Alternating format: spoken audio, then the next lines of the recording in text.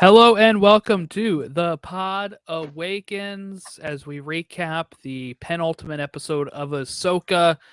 I am Jordan. With me today is Chris and Ron. How are you today, Chris? Listen to Elseworlds, a DC fan podcast to find out. We just did this. No, I'm good. I'm good. Shameless plug there, and ready to talk some Ahsoka, man. Yeah, Chris will only tell you once how good he is. The other time you have to listen to the other pod. Ron, how are you today? Ooh, I got a lot of feedback from you. Oh, sorry. Yeah, no, you're good. You're good. I don't know why it was very robotic from both of you guys there. Probably something on my end. Anyway, I am doing well. I am happy to be back here with you guys. I think today I might be a little more critical than I have been about Ahsoka and things in recent weeks. Not we won't have any outright hating or anything like that going on today. I'm ready for a fight. Let's I'm interested to dive in. Yeah, for sure. I don't know. Like Ahsoka, I don't really have time for this. We're talking part 7, Dreams of Madness, directed by Geeta Vasant Patel, written by Dave Filoni, premiered September 26, 2023 on the old Disney Plus. And you would think I would be prepared here, but let me grab that synopsis real quick. Great title, by the way, for the episode. I will give him that. Yeah, I was actually surprised by it. I was like, ooh, it's not what I was expecting the title to be. Hera must answer to the New Republic while far, far away a reunion takes place. Yeah, so we kind of got that visual of Hera's trial that we kind of touched on maybe getting last week, and we had a surprise fun little cameo in there too. Yeah, a surprise fun cameo that a lot of people are very anti on the old Twitter. I'm not really sure why, because I think if it was a AI Carrie Fisher, they'd be even more upset. I thought this was a great way to actually bring in any reference to Leia as having it through 3PO, who is her droid and is a protocol droid. Yeah. And I think it also kind of like, I don't know, gives the middle finger a bit to the governor who's been so anti this. It's like, hey, guess what? Leia couldn't grace herself with her presence to debunk you, so she sent her droid, and he took it. He took it pretty poorly too. But I really like the 3PO thing, and apparently some people were really wondering if it was Anthony Daniels and stuff. It looks like he put out a tweet today saying it was him. So good. Nice. There, people speculate because of all the other stuff we've had with like Luke and stuff, where they're like, oh, maybe it wasn't actually him, and maybe it was AI voice or whatever. But he says, I was so pleased to shine briefly in the iconic Ahsoka. Had such a perfect time with the lovely cast and crew on set in the amazing volume. And now so touched by the kind comments from viewers who appreciated 3PO being there for the beloved princess. Thank you, everyone. Jeez, it sounded like he said that in character. Yeah, it does. And if you're still hearing me robotic, it might even sound more like that. Yeah. If you're against C-3PO, you're against Star Wars. Come on, man.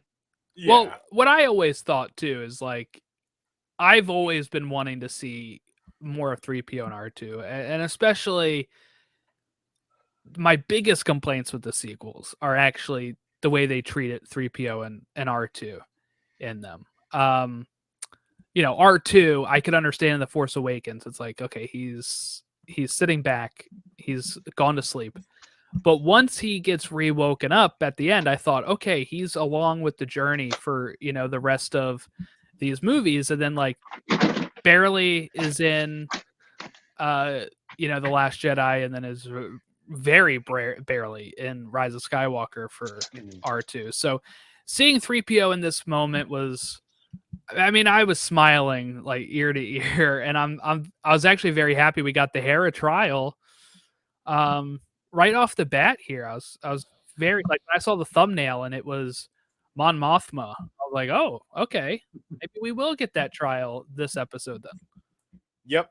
It was good. If they weren't going to do anything like we said last week, where it was going to be like a big set piece and it was going to get bombed or something crazy like that, I'm glad that they gave it to us right off the rip and didn't spend 20 minutes on it. Like, it wasn't too long, but it got the point across. As you said, it was great to see 3PO. Anybody great to see 3PO. That's funny.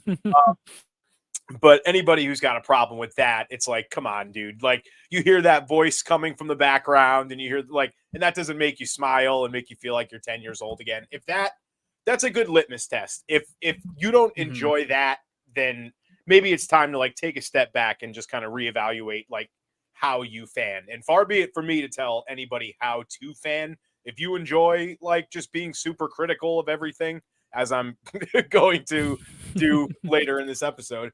But if you just enjoy just hating everything for the sake of it and looking for everything wrong with everything, God bless you. But I loved every second of it. I thought it was great. Yeah. Go out and touch the Force. Yeah, 3PO is one of those characters that has appeared in almost every single thing. So that's, I know at some point it might seem like, for some people may think it was forced, but the thing is, we know that Leia had been in touch with them throughout the show, right? They mentioned that to Teva and to Hera. And look, she's got some leeway here. She's got some say in the New Republic, especially with Mon Mothma, who's an old friend of hers. So to me, this all made like perfect sense. It didn't seem like a stretch where like, oh, they had to clear it up this way. Like, obviously, the only senator that was really against anything was the one that had the stick up his ass, right? Like, so, it, I did like Chopper's reaction too when he's like, "We're just gonna take this from a mere droid." But this is what this is what I was talking about. Public, like, what is good proof, right? General up there saying that this is what something actually did happen, and it still wasn't good enough for him. And then when Leia did authorize it through CPO, he's like, this is still not good enough. Like, never been good enough for him because he's either scared about another war or he's a little seedy. He's a little suspicious. That's what I was going to say. He's secretly low-key in on it.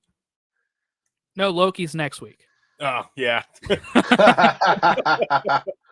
I forgot about that until like I put up a tweet earlier. I mean, we won't go into a side MCU tangent, but like hopefully it can bring me back because I am so checked out of Marvel right now. I got my Blu-ray of Loki season 1 yesterday. I saw that. That was pretty sick. I'm very excited. Yeah, so and it was nice to see Coruscant again too. I love every time Coruscant shows up, and that was great. My only complaint about the 3PO stuff is that he looked not gold in some of the shots. Yep. I think that with him saying now it was the volume, I'm thinking it was the way that the lighting was in the volume bounced off of him odd. Some shots he looked really gold, and some shots he looked silver. So but whatever. I'm not going to lose my mind about it. Now, it was announced during D23, Destination D23 this year, which, small plug, I covered over on my Disney podcast, Behind the Dreams. If you think this guy has too many podcasts, you're correct. So over on that, they announced that they're having a new Star Tours ride, like, the same ride, but Star Tours, for people that don't know, has different scenes because it's a simulator. And they're adding a simulator part based off of Ahsoka, and Ahsoka's going to be in it. And I think it has to be from this episode. When they come out with the Purgils from there, and then they go right into like this dogfight and then like hiding in the whales bones and stuff, I feel like this is like perfect for a Star Tours, and this is gonna be it. Like, I can't think of anything else other than maybe that episode 3 when they first approach Cetos and the hyperspace ring was shooting at him. But I think this has got to be it. This looked really, really cool. Especially really bad for the Purgils here. And I'm glad to see they made it out alive. They all took off with their hyperspace. Dude, my Purr girls, man. My Purr girls. I liked it while Yang's like, well, at least the Purr girls are giving you some cover. And then it's like you just had to say. Yeah, That they was took off. awesome. Yeah, no, it was great. It was like at first you're kind of like, wait, what's going on? And then you just see these explosions, and it's like, oh shit, these are actually mines. Like that was that was a really neat little trick they pulled there. That was awesome. I liked it.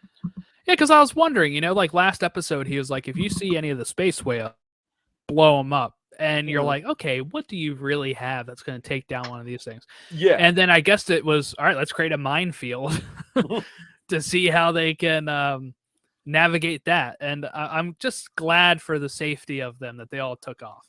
Yeah. Because I was a little worried that we were going to see like our big Purrgil that carried us there, like, and end up dying and become No another Purr set of girl was bones. harmed. Honestly, not to be like funny or morbid or whatever, but it might have hit a little harder had they. Like one of my biggest complaints about this episode was that none of the action to me felt very high stakes. Like you knew like nothing was going to happen to Ahsoka. She was going to be fine. You knew nothing was going to happen to Sabine and Ezra. Like it felt like I love me. I've always been on record saying my favorite Star Wars is the zip zap lightsaber Star Wars, but it felt like a lot of the zip zap lightsaber stuff this week didn't really have the juice behind it like it has in every episode, you know, prior. Interesting. I mean, I guess I can kind of see like obviously Ahsoka's not going to bite it, right? Yeah. I was a little nervous for characters like Ezra, and I was actually very nervous Really? for the little turtles, and I was actually very nervous for Hu Yang, especially when Hu Yang says, "Hopefully, I get to see this reunion." I was like, I don't know, man. Flying a plane by yourself, I was kind of nervous he was gonna get blown out of the sky or something. But yeah, so I guess like from the you know, I didn't think they'd probably kill Ezra, but it's like, especially when he was going without the lightsaber, I was kind of like, oh, okay. I mean, like something might happen. I think I just in my head I was like, it would be so silly to base this whole show around finding him and then literally kill him in the first episode. Like it just, yeah, it at no point felt like they're like any of our characters were in genuine danger. To me, at least. I did think it was clever that I'm sorry. I did think it was clever that Baylan Skull's like, you can't defeat me, and Ahsoka's like, well, I don't have to. Like that was well done. I do like the fact that Baylan Skull is so intimidating and powerful. So that fight really did it for me.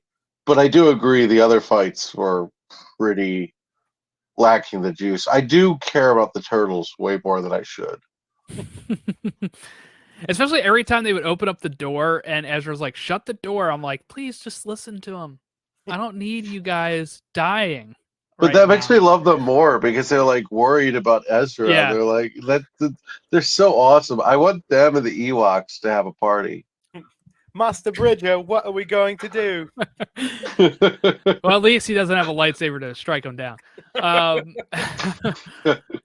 But one thing I thought that was very interesting, and I think is going to be wrapped up next week, I hope, because we've kind of been talking about this with Ray Stevenson's passing, is what exactly he's up to. Because Thrawn, like, oh yeah, we're short one mercenary too, and he's got like this wry smile, like he knows that Baylan is not really in it anymore. Like Baylan's whole point to get here, I think, was to get here, right? And now he's going to, he even abandoned Shin. He's like, go do what you need to do, become part of the new empire. Peace out. I am going to find my purpose.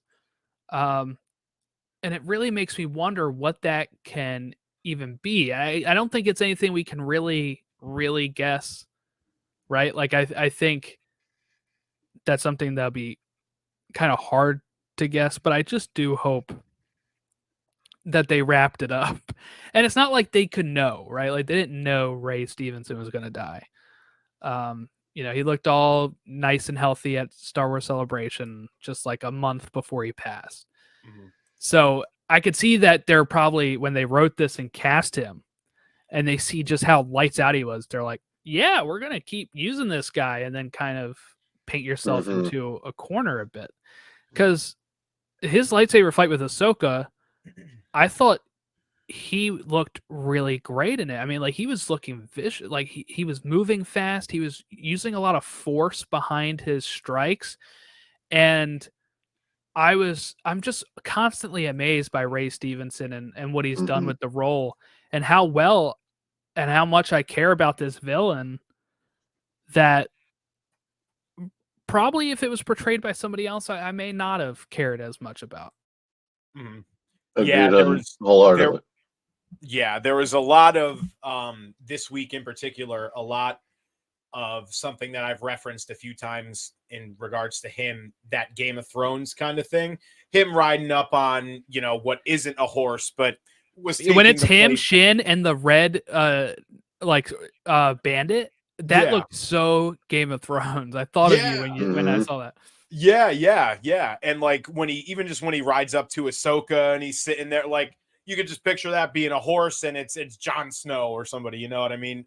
It's so unfortunate, man. And I don't think that there's any way, like, especially after bailing on Shin and all that stuff, it's like I don't see there being a way to wrap up his whole arc in a satisfying way next episode. Like I feel very much like this is the beginning of something, and it's a bummer because now they just have to completely scrap it or rewrite it somehow to give Shin that story. I don't know, honestly. But yeah, it's a bummer, and he's awesome.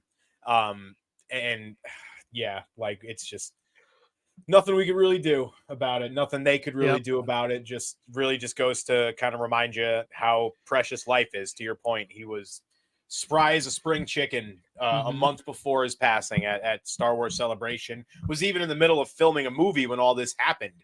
The day before, he was supposedly fine. He got sick one day. He went to the hospital and never came back. It's just, it's just very, very sad, kind of jarring stuff, man. That's heartbreaking. That's just heartbreaking. I did have a question about, is it possible that Balin's skull is from this other galaxy?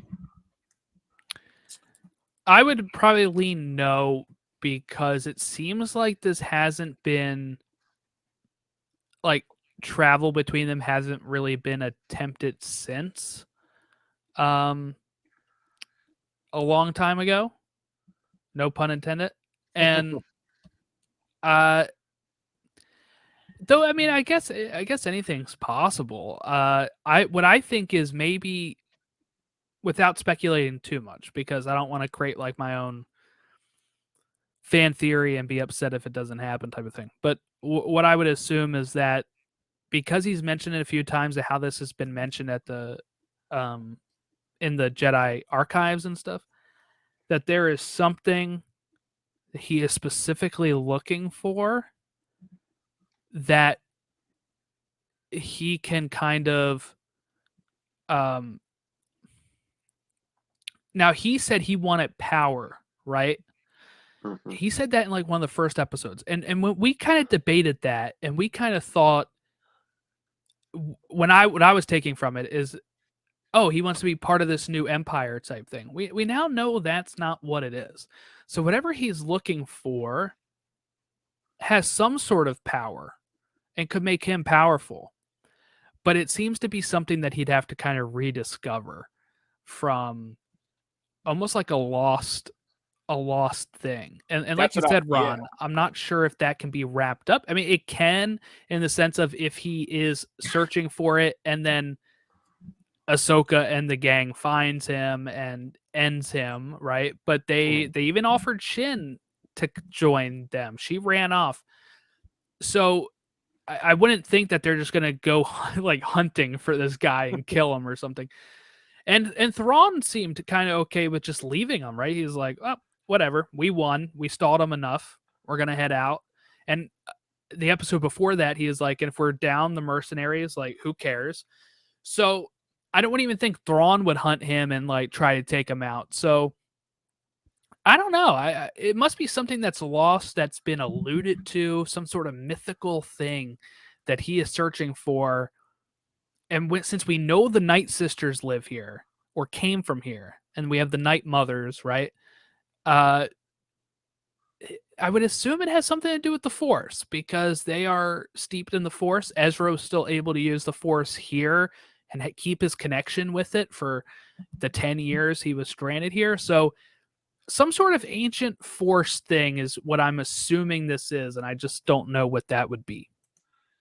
Yeah, same here. I don't really like, obviously my knowledge of the sort of Legends lore pales in comparison to yours. So I've been racking my brain thinking of anything from like Clone Wars and stuff. And like, we've been on the whole stuff with the brother and all that and the Mortis gods. And if that has some kind of tie into it, and I'm not sure. And I think, like, just throwing another theory out into the ether here, maybe it's something from like, I don't know, that like High Republic era, like the stuff from the era we're going to be getting in the Acolyte. Like maybe it's something that'll, Could be, and we could get like some what's the word I'm looking for? Like, I guess the prequel to the lead up to what, leads up to whatever this thing is being locked away or sent to this outside galaxy or something. You know what I'm saying? Just to kind of provide some more continuity in between the shows.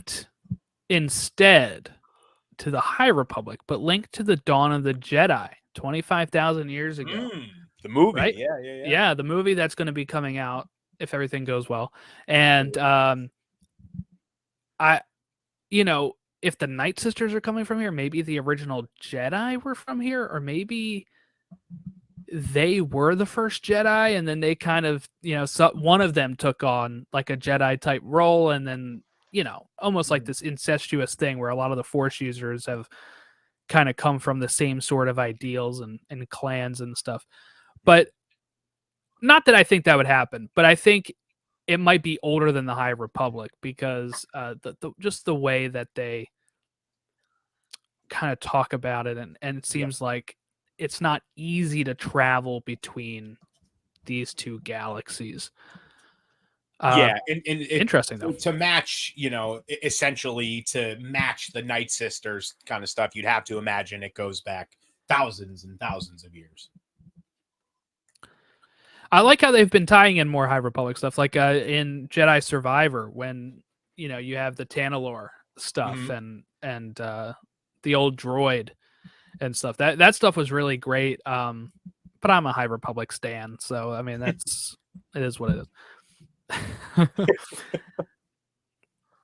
Okay, so then we have Ezra and Sabine. They're catching up. We kind of get as they're rolling on these like vehicles. I did not think these were vehicles when we first saw them. I thought they were gonna have to like carry these things on their back, but I'm actually the most simplest solution is have them driving this stuff.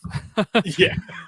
I was like, I don't know how they're gonna do that. That's why I thought he had to help them carry them to the new places. But they're rolling in these like Shell cars. They probably stop at the Shell gas station and get, Oh, stop it.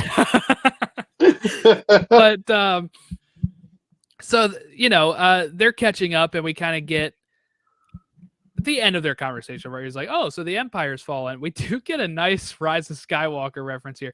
Hey, look, anybody that says that they're going to retcon this stuff is wrong.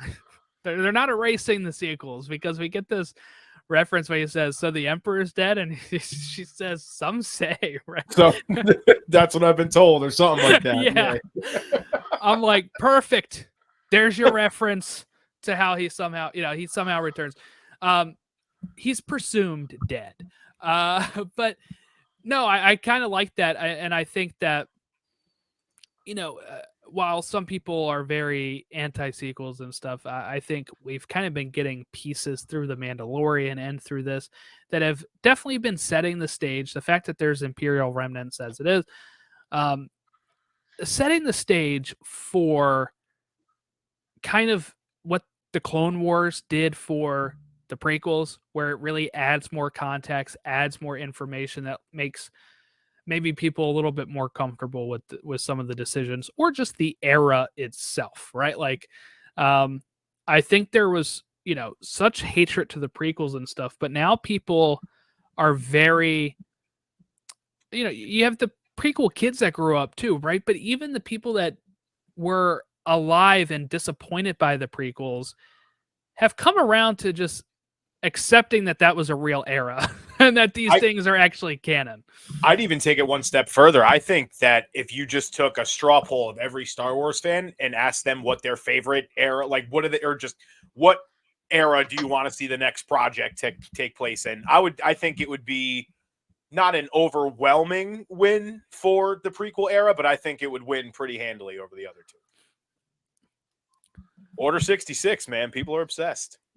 Yeah, Order 66 shows up a little too much. The era I'm most kind of over at this point is between 3 and 4. I feel like we've explored that so many times right now. Yeah. Though, I'm very excited for Andor season 2. So basically, you don't want a Rogue 2. Rogue 2. We kind of got that with the Andor, but yeah.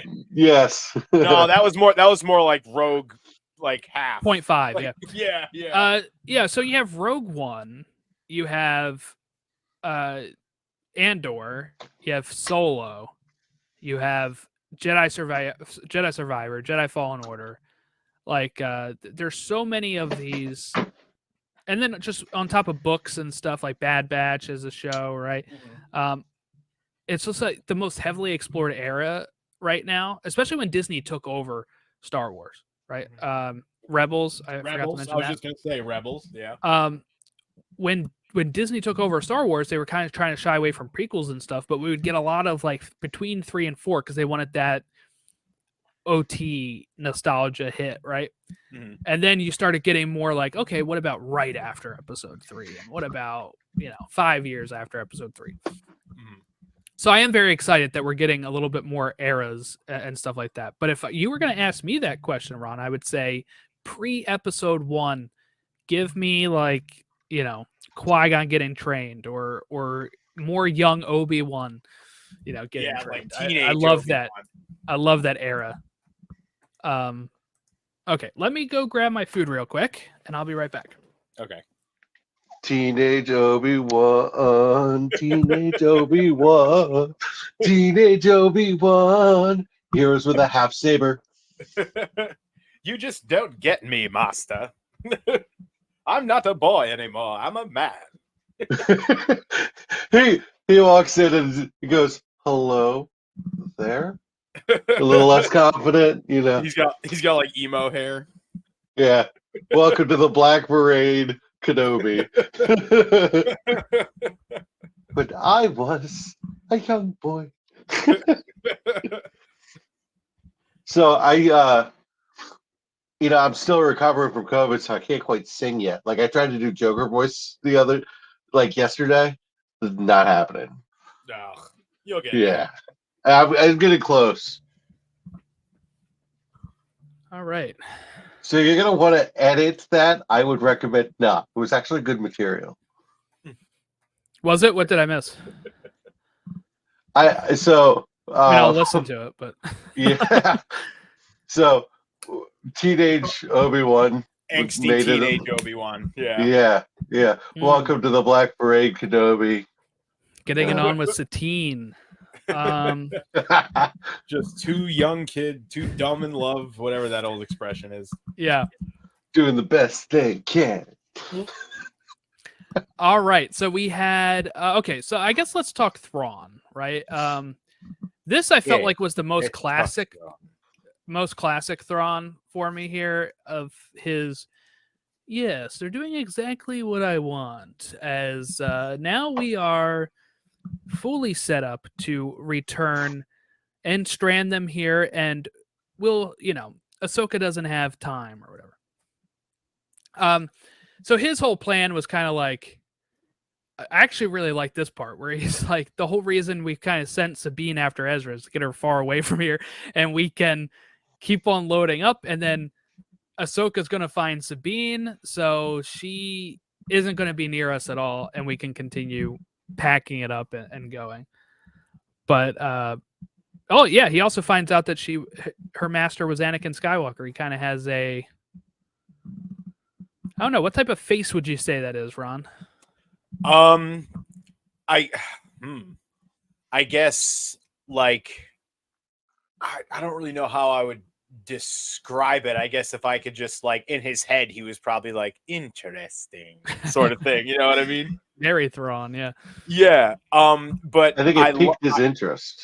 His interest was definitely piqued, and I think next week we are 1000% going to get a face off with those two, and many an Anakin reference are going to be made, and it's going to show how far Ahsoka's come since the beginning of this show and the guilt that she felt over, and like he's going to try to get to her through the guilt she feels about Anakin, or the guilt that he presumes she feels that she has since let go because of all the stuff in episode 5 and, of the entire journey she's been on through this show. The stuff with Thrawn I thought was great. I love how, like, everything he's done so far in this show, every command he's given, like every plan he's laid out, like you at first you're kind of like, huh? And even like Morgan Elsbeth kind of plays the role of the crowd in a lot of this stuff because she's very like kind of unsure and like pushbacky. And then within the next like 5 minutes, it's like, oh, okay, nope, that's why he did this. He's actually one step ahead of everybody like he always is. Foolish me for doubting him. Yeah, that was just, I mean, seeing it in animation is one thing, but seeing him in live action speaking in Thrawn's voice and, playing this, I don't know, 3D chess, that he's play Sabak or what's the oh man, I'm blanking on the hollow table. With the hollow like Dejarik or whatever, right? Hollow monsters. Yeah, I don't know what it's called. Yeah, that's what he's playing right now, while everybody else is playing, Sabak. Quidditch. Oh yeah, totally wrong universe there. Thrawn is the seeker. They are in a different galaxy though, so I mean, it could be possible. You're a Jedi, Harry. So just seeing him is great. I'm just so happy that they did cast Lars Mikkelsen, because I would have been a little hesitant on who could really portray this. And this is kind of what Chris and I was just talking about on Elseworlds when we're talking about once you nail the casting, right? Like they nailed it. For animation, but they were like, let's keep him for live action, and they made it work. Why recast when you can get somebody that can, like with makeup and stuff, you can make Thrawn look Thrawn, and he still provides that voice, and he nails it. So very happy about that. The Anakin Skywalker thing, I'm very curious on where they go with this, because he is, it depends on what they want to make canon here, because in the new books, which are canon, right, but until something overrides it, he did serve and was in a battle when he was a Republic commander, with Anakin. And he also later would find out that Anakin is Darth Vader, but he kept that to himself. Mm-hmm. So do wonder if they're going to keep that he for sure knows. And I think that's what his face was kind of telling, like, oh, so her master is Darth Vader. That's interesting, right? So like you said, into that a bit. Maybe he can kind of, he'll try to get under her skin about that or something. See, I just assumed that that's pretty much known. At this point. It is. So I'll clarify that in the canon material so far, nobody knows that Darth Vader was Anakin Skywalker, except for like Ahsoka, Luke, Leia, Obi-Wan. Like that's it. Wow. I didn't even know. I'm with you, Chris. I didn't even know that. I thought it was just kind of at this point, like during the OT, I nobody knew. Right. But I figured once it was all and he got like his redemption and stuff, I thought it was just kind of like the story was spread of how Anakin Skywalker was like redeemed at the end. I mean, they even changed his Force ghost. He got a lot younger. It was amazing. Yeah. He was standing right there. At In the end the- of the I Jedi. think in the old canon they may have done that. In this new one, it's been very kept under wraps. Because remember, like part of I don't know if I should say remember, because I don't know if it was ever really clear in the movies. But okay. One of the things that really upset Ben Solo, Kylo, was that they kept this from him. So they didn't tell him for a while either. And then when he found out, he found out, I think, through Snoke and kind of became really obsessed. And that's when he kind of became like emo. In a book called Bloodlines, this is before Kylo is born. It takes place probably around this time or a little, maybe after this time. Yeah, after this time. Leia was like a senator, just like she is in this as well. And it does get leaked that Darth Vader was her dad at some point. And then everyone loses like their mind. And if I remember correctly, they like force her to resign or whatever. Like, oh wow, they were very like, how could you have kept this a secret? Like, did you know? Type all this kind of stuff. And I think the way it got leaked was like an old message that Bale had left her to tell her like the news, like somehow got found, and like it was like a coming clean video for Bale that she just found, and then it got like leaked to everyone, and they were like scandal, right? Like your dad was Hitler, that's a scandal. Yeah. So it was a big thing. So I at this point still, like, the general public does not know, but also he's been in another galaxy, so he obviously wouldn't know unless if he figured it out himself. And I think that is maybe what was a little bit implied here, because I don't know why else he would have that reaction unless if he's just like, oh well, that guy's an ass or something. Yeah. Or maybe the mothers know, like the Night Sisters, maybe they've got some way of having, I mean, I'm sure they do. True.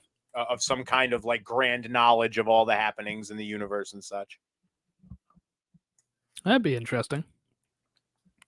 Yeah, I wonder kind of like, because we also find out that some people were speculating this was taking place at the same time as Mandalorian season 3. Well, for sure this is after, because they mention like when they're, when Ziono is asking for more proof again, Tava's like, what about the stuff that happened on Mandalore, referencing Moff Gideon?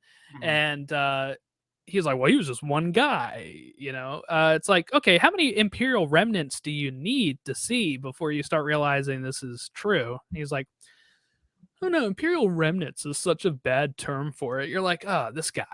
Right?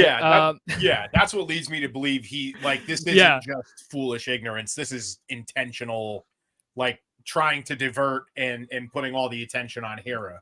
The only reason I would that may not be it is because his son is like the lead of Resistance, the TV show, Kaz Ziono, but like I know he didn't get along with his dad, so it might actually be that this guy's dirty or something. But I just think they're trying to, I don't know if they're trying to make him clueless or make us suspicious, but well, they've done a pretty good job of doing that with the New Republic so far. Between Mandalorian season 3 and this, it's like, wow, I totally see why the First Order was able to just blindside you guys and just grind you into paste. Yeah. And I like that. I do like that they're giving a little bit more real political depth to it. The prequels do feel a little odd with that, when like everyone's real diplomatic. We didn't get to see any shady stuff except for Palps, right? And then Palps is just like, it's an empire now, and they all cheer, and you're like, Okay, so nobody here has a backbone. Yeah, If- where did this come from? If they're all like this guy, now I get it, right? Like now I understand. We were all evil the whole time. Well, The little ETs in the Senate. there is something very mirroring of real life that you have this opposition party, this party that's like fighting the other party, and then they get into power and they're doing their thing. They have no clue what to do because they've been fighting the other guys doing all their things. So there is a real mirrorism there. I think I just made up a word with mirrorism. Mirrorism, I like it. Yeah, it works though. It I kinda rhymes. like it. Okay, so I think we can say about the night troopers now, right? Like they are just people, right? Like we didn't see dust of smoke come out from them when they got shot. So I'm thinking that they were not dead until they got shot. Yeah, you went full Mario there. I'm a thinking. I'm thinking. I'm Almost a go thinking Borat they with know this. ghosts. Very nice. And the rails off. Yeah, no, at this point, it would seem that they are, in fact, just people that have been sort of pieced together with all this, crazy kind of armor. I'm wondering where the hell they found Enoch's, like, face thing, though. You know what I mean? Like, where is that armor from? Like, and all of this other armor that they've pieced all these other, kind of suits together with. Like, maybe that has something to do with what Balin's looking for. Like, I don't know. It's got, especially Enoch's, it's got kind of that like ancient vibe to it. You know what I mean? Well, yeah, I'm thinking what the Night Sisters seem to have like a lot of gold stuff we've seen. Like, I don't know, like, so I don't know if like maybe they, they've been working with them a while. If they like melted down gold and like, it looks kind of Night Sister-ish to me, like the face, like it looks more like real person face and like, yeah. I'm It wondering could be if magic. like, yeah, well, I'm wondering if they like melted down gold into like this shape and like gave it to him as a gift or something. Like maybe this was one of the first times when they, like first run into each other and Thrawn's like, let's make a deal, right? If they're like, oh, and in our part, we will help patch up your armors, and oh, how about your first man in command gets this nice face mask? I don't know. Yeah, no, it really could the answer very is much just looks it could cool. very much just be one of those things that us as like who is Merrick sort of thing. One of those things that us as fans just like create these theories on and all that stuff, and it ends up just being like, oh, I don't know, it looked kind of cool, Yeah. It's like when if you watch the behind the scenes of like the prequels when George is just going in and looking at designs and he's like, not that one, not that one. Oh, yep, that one. Like Filoni was going through and he's like, that guy, I like that guy. Put that on there. That looks pretty cool. There you go. Tips his cowboy hat to him. I'm just waiting for a Jedi with a cowboy hat, just randomly. His name, We've well, gotten close. not a Jedi. I was gonna say his Cad name Bane. is Cad Bane. Yeah. Yeah. Do I still have the picture of Cad Bane on here? Yeah, I do. Oh. Oh, there we go. Oh yeah, baby. Cad Bane. That's my guy right there. Cad Filoni. Yeah. Chris, did you watch Boba Fett?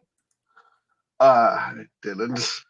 I mean, it wasn't the best, but there's some really good stuff in there. I recommend going back and watching it. So I remember I was going to catch up on Mando, and then I was like, oh, Boba. And then people were whining that Boba sucked. So it's like, I'm just going to not do any of it. But as you've learned in recent months, that's just Star Wars fan, or a small section of loud Star Wars fans. So they found a reason to complain. If you find a reason to complain about C-3PO, like, suck it. If you do watch, it's Mando 1, Mando 2, then Book of Boba Fett, then Mando 3. Yes. Yep. I shall update the records. Yeah, we'll put that watch order in. Let your droid know.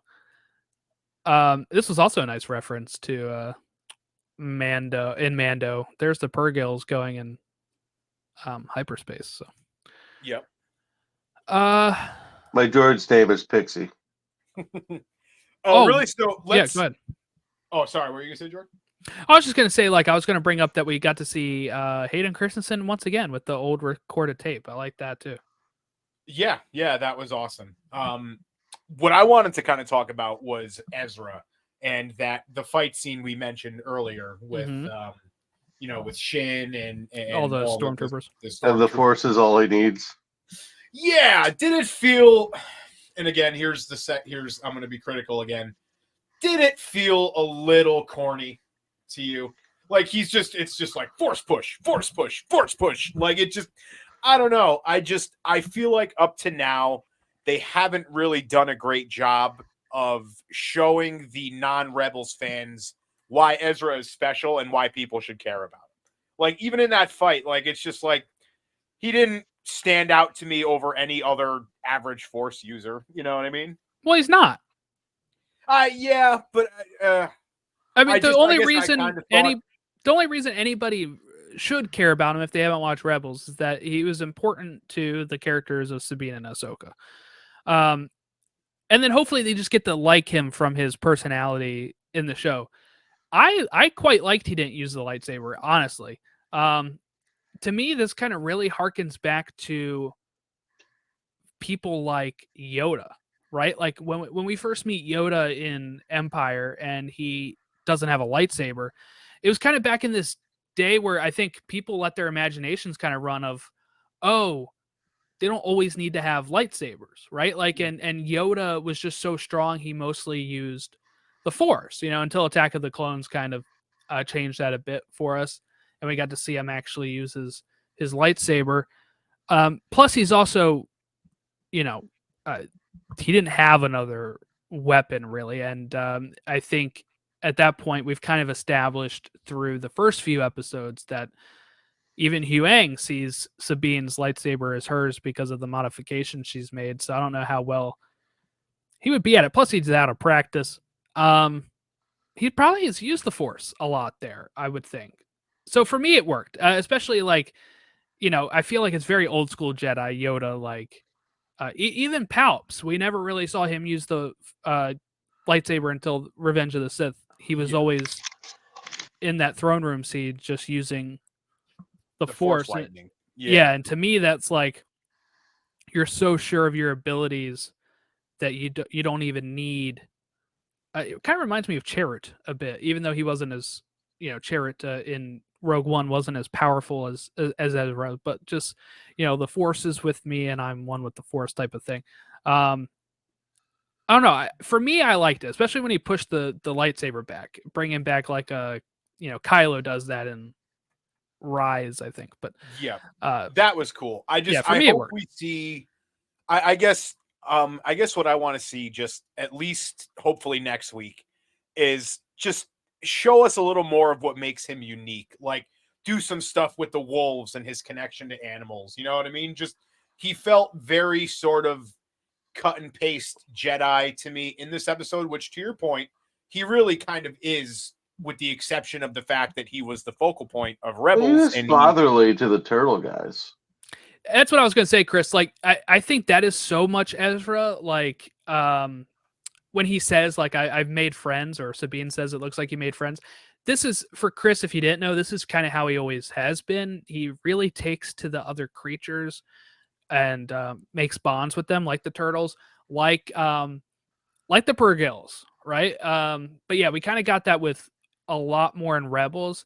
So I think they've alluded to it. But yeah, so far he's been, well, I would say so far he is, a secondary character in the show. And I think that's probably, I think that's all he's going to be in this show. I think he might be able to maybe expand his role for whatever's after this. But I think so far this might be it. Like, I think we'll see him definitely next week, but I don't know if we're going to get,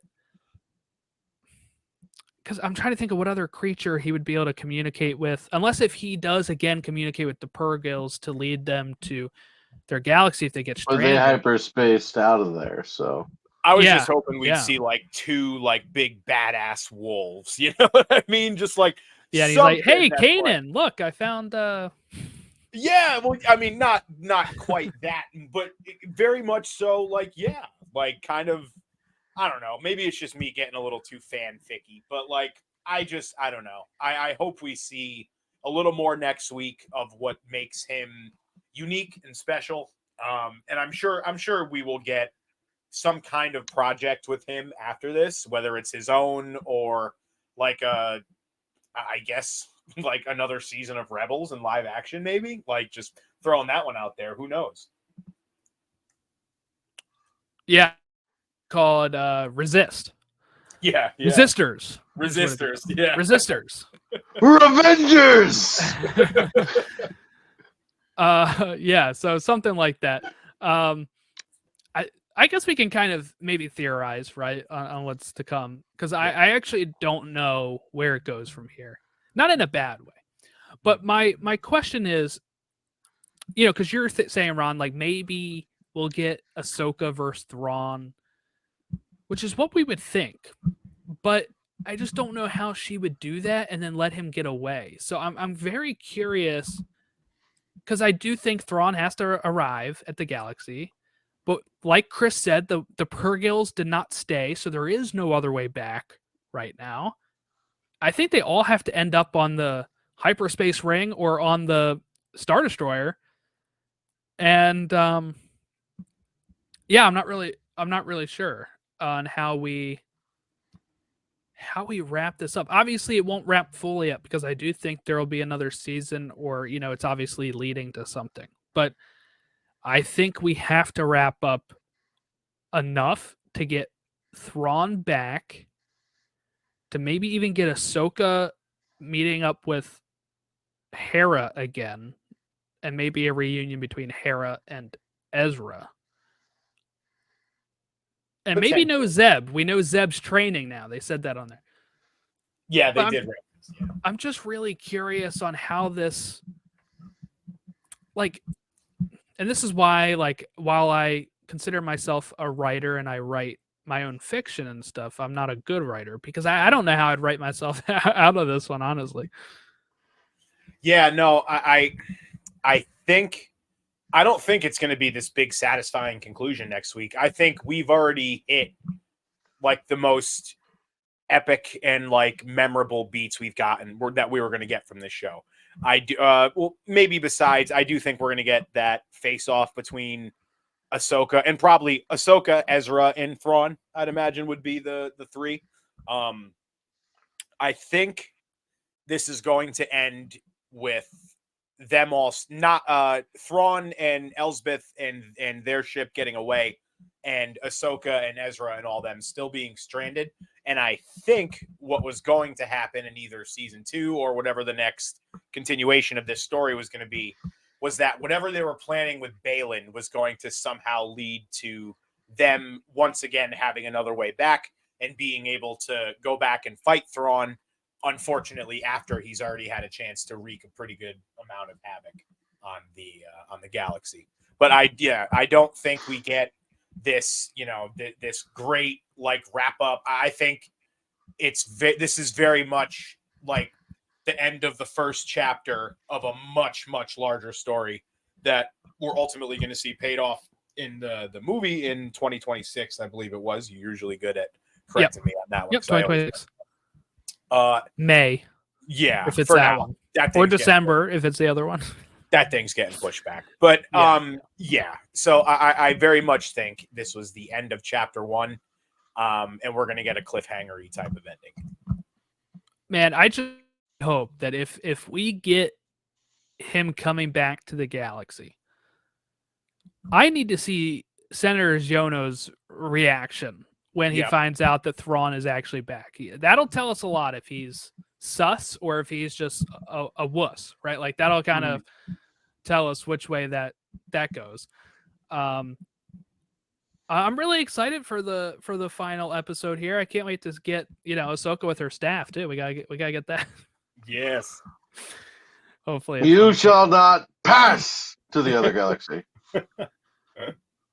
But yeah, I don't know. I'm curious on how they can, like you said, I don't think it'll be a full wrap up. I think we might even get a cliffhanger, like you said. Yeah. Or maybe they just spend the whole last episode recreating shot for shot the Darth Maul and Ahsoka fight from Clone Wars, and maybe that'll be the finale. I know you would really like that, but I don't think that's going to happen. Let me dream, damn it! So I think this is going to be the opposite problem that people had with Obi-Wan. I think with Kenobi, people were upset that it was slow and it led up to the Anakin Obi-Wan moment, the big fight, and that was all it really was. And then I think this is going to be an less satisfactory ending, but you had such a good satisfactory journey. So I think it'll be the opposite of what we got with Kenobi. I still think they'll end up strong, and the reason I'll say this right now is Dave Filoni wrote it. Rick Famuyiwa was directing. I like his episodes of The Mandalorian and stuff, so I think they would have given him a pretty. I think this one was setting the stage, especially with the Shin and Baylan stuff. But I think we'll end up pretty strong, hopefully. I've read this whole thing though. I don't even think this one was the weakest. I would say probably the first episode or so for me was probably the weakest. Oh, yeah. Wow. Yeah, for me it was definitely the weakest. I think those first 2 episodes I was just still so in like, oh my God, this is really on my screen right now mode that I just, it's tough for me to like go back and judge them objectively, because in my head it's just that night was so great and it's just such a great memory that it's like, nah. But to your point, I was actually just going to say, even though I do think we're going to get a cliffhanger ending, I do think it'll still be satisfying. I just don't think the story itself is going to wrap up. Like, I'm sure it'll be an awesome action set piece. There's going to be tons of the zip zap lightsabers that I mentioned. I do think Shin will probably, like, things will be looking really hairy. They'll be pinned down, and like Shin will somehow end up coming back and like helping them, and I guess like kind of taking Ahsoka's words to heart of like, I can help you. I think she'll come back and kind of make the save, but in that sort of ruckus going on, that'll be when Thrawn and Elsbeth make their escape. Yeah, I'm really wondering about Shin. I'm thinking like she kind of hesitated when she was offered a role here. Where does she go? She go try to find Baylan, and or does she try to go back to Thrawn anyway, even though she just failed? Like, where would she run to? She just like creates a little hut out there. She's like, well, I'm gonna start a new life. Yeah, I just really like, if I was her, I'd probably go look for my master because I have a connection to him. Like, I don't know if I would go to Thrawn and be like, yeah, so I failed to do. Yeah. Well, that's why I think she really kind of has no choice but to kind of take Ahsoka up on her offer. You know what I mean? Like, where else do you go? Your master don't want you. If you go back to the other guy you were working for, he's going to probably have you killed for failing. Like, you're either a loner, Dottie, a rebel, or no pun intended, taking the Pee-wee reference there. You're either on your own or you go and you join up with them. So, yeah. Well, lots to look forward to as we get close to part 8. No name yet, right? We don't know what that is yet. Please call it Once a Rebel, Always a Rebel. Please. Oh, that'd be good. That'd be good. Or maybe I am a Jedi. And Ahsoka is a Jedi now. Rise of the Turtles. Yeah, TMNT. Teenage Mutant Ninja Turtle things. Yeah, so he's just gonna leave his turtle friends behind, huh? That's a shame. I've seen some theories, by the way, that he's not gonna make it because he said, I can't believe I'm finally going home. It's starting to feel real. Any guesses on if he actually bites it here?